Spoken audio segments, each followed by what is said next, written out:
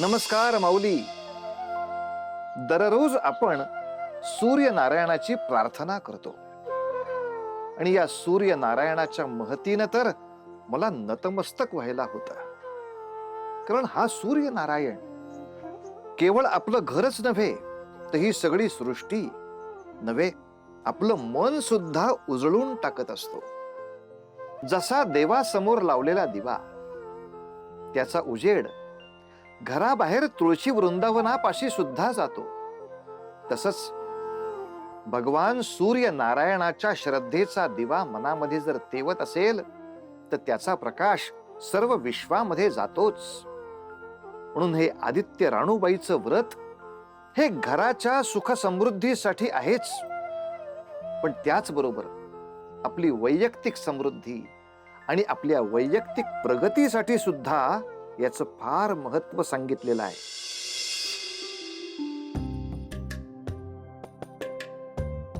युवराज, आपली प्रकृती पूर्ववत होताना बघून आम्हाला समाधान वाटत आहे.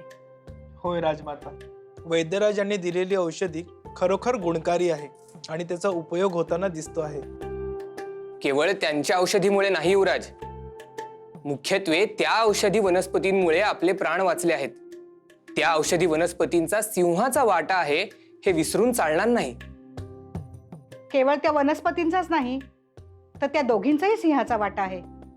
युवराज, आपण त्या दोघींचा यथोचित सन्मान करायला हवा. त्या दोघींबद्दल आपणास ज्ञान असेल अशी आशा आहे आम्हाला. कोण होत्या त्या? कुठे असतील? कोणत्या नगरीत असतील?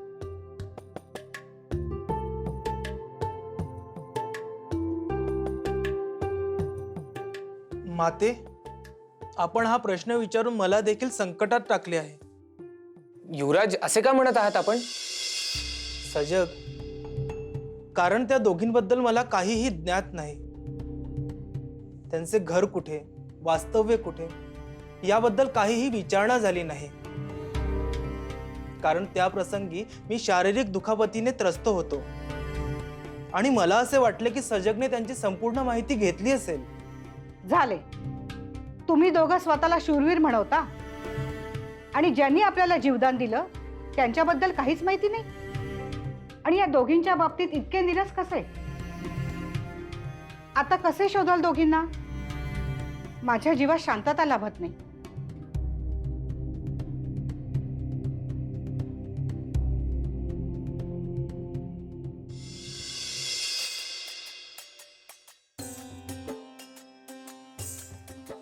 माझ्याकडे एक उपाय आहे. ही अंगठी त्या दोघींपैकी असलेल्या कनिष्ठ बहिणीची आहे.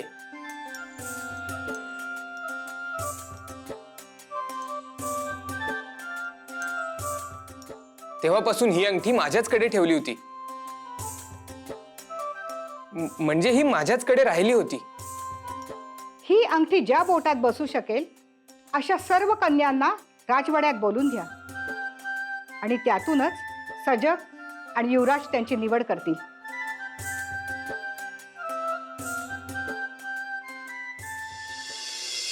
महादेव, अरे महादेवा, अरे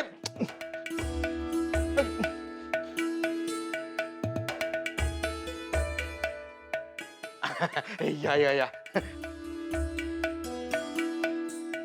अरे महादेवा, अरे हे लग्न घर ना, अरे काय अवस्था घराची, ना सजावट ना काही. आता पुढे 2 दिवसात पौर्णिमा आहे, म्हणजे विवाह दिन, आणि घरात काही प्रसन्नतेचं वातावरणच नाही. नाही नाही नाही, बहुतेक ना आता मलाच काहीतरी करावे लागेल. हो, मी काय म्हणतो दशरथा, अद्यापही वेळ हातातून गेलेली नाही. मला थोडे महत्वाचे. नाही नाही नाही नाही, आता मलाच तुला काहीतरी सांगायचे आहे आणि दाखवायचे आहे. तुझा सखा म्हणून तुझ्या पुत्रींसाठी मी भरजरी शालू आणि अलंकार घेऊन आलेलो आहे. थांब. वनिता, हे तुझ्यासाठी.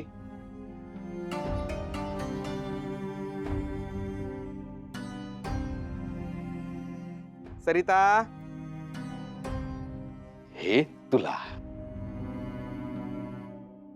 आणि हे घ्या.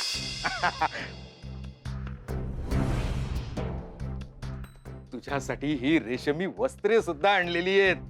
माझे ऐकून तर घे. नाही नाही नाही नाही, आता मला काही ऐकायचे नाही आणि काही बोलायचे देखील नाही. अरे अरे किती कामे बाकी आहेत अजून.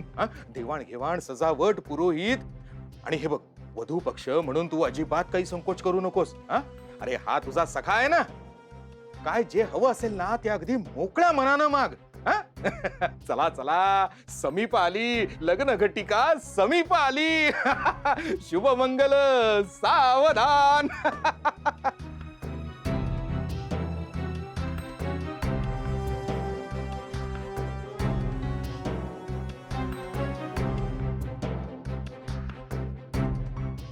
माझ्या स्वप्नातील राजकुमार, माझा राजकुमार माझ्यासाठी निश्चितपणे येईल, विश्वास आहे मला.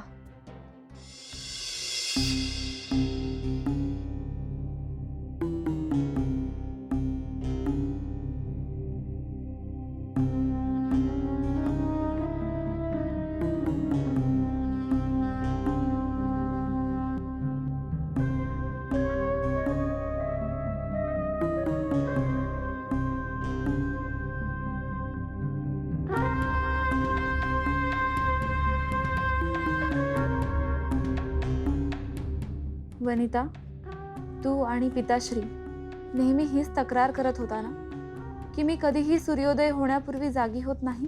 हां, आज बघ, तुझ्या आधीच उठून बसली आहे मी, कारण ह्यातच मला स्वतःचे कल्याण दिसते आहे.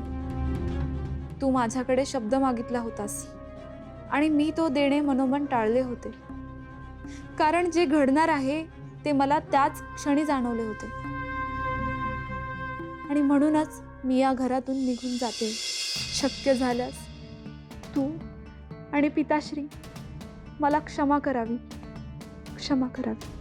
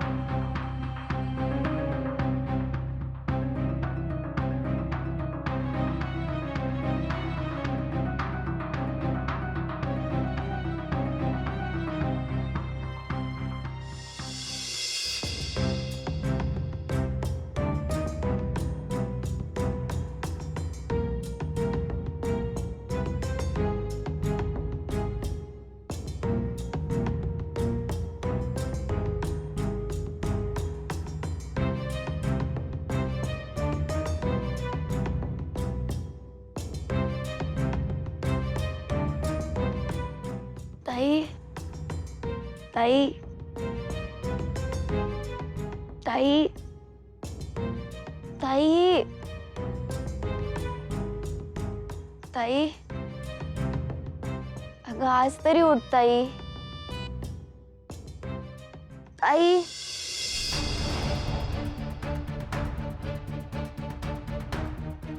ताई, ताई, कुठे गेली असावी? दुर्दैवाने राजकुमार प्रज्योत यांच्याशी आपले संबंध जुळले नाहीत, तर मात्र मी जे सांगेन तसेच घडेल. दशरथाच्या भाच्यांशीच तुम्हाला विवाहबद्ध व्हावे लागेल. असा प्रस्ताव स्वीकारण्यापेक्षा विहिरीत जीव देणे मान्य करेन मी. म्हणजे तिने तिच्या जीवाचे तर काही बरे वाईट. मी असे होऊ देणार नाही. मला तिला शोधावंच लागेल. ताई, या नगरीमधील सर्व कन्यांनी लक्ष देऊन ऐका हो, ऐका. ज्या कन्येच्या बोटामध्ये ही अंगठी मापात बसेल, त्या युवतीला आमच्या सोबत राजदरबारी नेण्यात येईल हो, व तिचा सन्मान करण्यात येईल हो. आणखी महत्वाचे, ज्यास ही अंगठी बसेल त्या युवतीला एक ज्येष्ठ बहीण असेल, त्या युवतीनेच पुढाकार घ्यावा हो.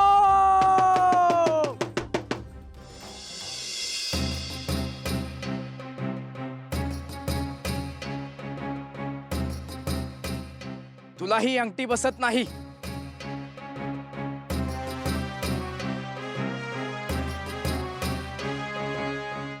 तुला सुद्धा ही अंगठी बसत नाही. या नगरीमध्ये कोणालाही अंगठी बसत नाही. चला पुढच्या नगरीमध्ये जाऊ.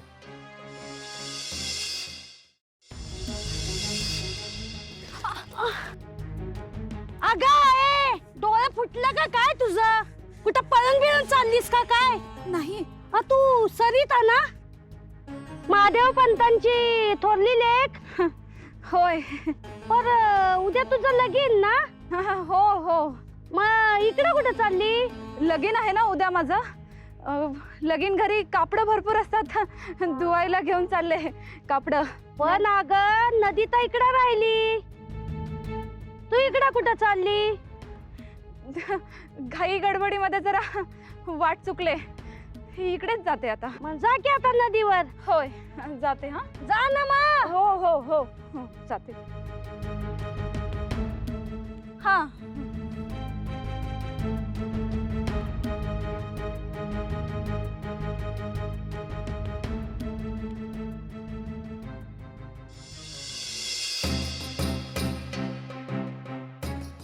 वनिता,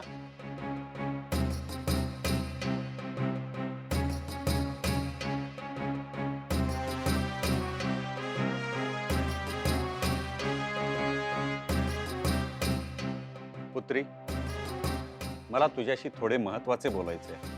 मला मान्य आहे की हा विवाह सरिताच्या मनाविरुद्ध आहे, परंतु आपल्याला नियतीचा कौल मान्य करायला हवाच ना.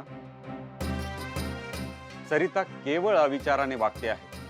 तू जशी माझी अवस्था हतबलता समजून घेतेस तसे तिचे आचरण नाहीये, आणि याचेच मला अधिक दुःख होते आहे. पण पिताश्री, तुम्ही आत्ता हे म्हणजे मला आत्ता. मला माहिती आहे तुला श्री सूर्यनारायणाची पूजा करायला जावयाचे आहे. बघ, हाच फरक आहे तिच्यात आणि तुझ्यात. अगं, हीच दायित्वाची जाणीव तिच्यात नाहीये, आणि हेच मला तुझ्याशी बोलायचे होते, जे मी सरिता समोर सांगू शकणार नाही. मला खात्री आहे अजूनही ती अंतरुणातच निद्राधीन असेल, होय ना? हो. बघ अगं, उद्या सासरी जाणार आहे ही मुलगी, आणि तिथेही ती असेच वर्तन करणार का? काय सांगावे तुम्हाला पिताश्री, ताई आता कुठे असेल हे मला देखील माहित नाही. तरी मनाला एक समाधान आहे की तिथेही तू तिच्या सोबत असणार आहेस, आणि आपली पडती बाजू तू सांभाळून घेणार आहेस. माझी इतकीच अपेक्षा आहे की वनिता सोबत सरिताचा संसार देखील सुखाने व्हावा, आणि एकदा का तुमचा विवाह संपन्न झाला की मी आनंदाने डोळे मिटायला मोकळा होईन. थांबा पिताश्री, थांबा तुमचे हे स्वप्नरंजन, कारण की यातली एकही घटना सत्यात उतरणार नाहीये. काय? हे काय बोलते आहेस तू? अहो, ताई कुठेतरी निघून गेली आहे, तिचे कपडे देखील घेऊन गेली आहे. मला तिचा शोध घ्यायला जायचे आहे. काय? पिताश्री, पिताश्री काय झाले? पिताश्री अहो, सांभाळा, सांभाळा पिताश्री. काय झाले तुम्हाला? तुम्हाला काय झाले तर मी कुणाकडे बघायचे? कसे सांभाळू स्वतःला? हाच दिवस अनुभवायचा शिल्लक होता. काय पाप केले होते मी की माझ्या नशिबी हे सर्व बघायला आले.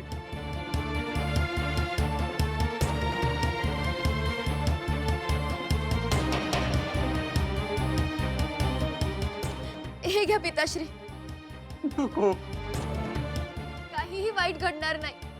जोपर्यंत मी आहे तोपर्यंत तुमच्यावर या घरावर कसलेही संकट येऊ देणार नाही. मी ताईचा शोध घेईन, मी तिला परत आणेन. पुत्री, ही घटना घराबाहेर कुणाला समजली तर आपली किती नाचक्की होईल ग. आणि महादेवा, अरे महादेवा, अरे महादेवा, अरे हो, काय म्हणताय? कुठपर्यंत आली विवाहाची तयारी? मुहूर्त अगदी आता उद्यावर येऊन ठेपलाय. बरं, ही माझ्या सुनांकरिता अलंकार आणलेले आहेत. हा, हे बघ, हे घे. हा, म्हणजे माझ्या दोन्ही सुना कशा अगदी शोभल्या पाहिजेत. अगं, तुझी थोरली बहीण कुठे? ती दिसत नाही. हा, तिच्यासाठी सुद्धा अलंकार आणलेत. सरिता, अगं ये सरिता, अगं अगं बाहेर ये सरिता.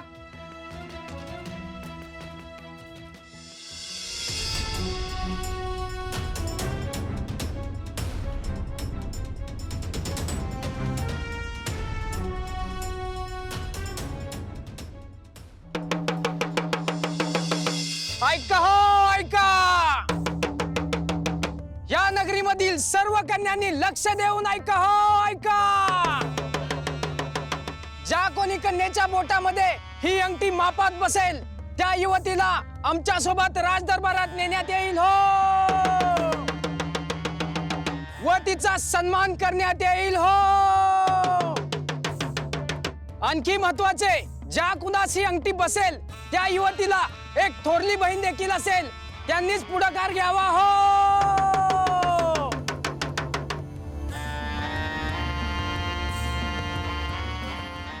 आहे का? सांगा. जिला थोरली बहीण आहे, जिच्या मापाची ही अंगठी आहे, सांगा. मला मला बघायला मिळेल का ही अंगठी? तुझा हात दाखव. हा. नाही, तुझ्या बोटाच्या मापाची ही अंगठी नाही. हो, मला माहित आहे, ही अंगठी माझी नाहीच आहे. मग तुझा काही उपयोग नाही, तू जाऊ शकतेस. अहो, परंतु माझ्या धाकट्या बहिणीची ही अंगठी आहे. तुम्ही ज्या दोन बहिणींचा शोध घेत आहात त्या आम्हीच दोघी आहोत. काय म्हणजे तू हे सत्य सांगतेस? हवं तर मी माझ्या पिताश्रींची शपथ घेऊन सांगते, नाहीतर तुम्ही आत्ताच माझ्या घरी चला आणि तुमची खात्री करून घ्या.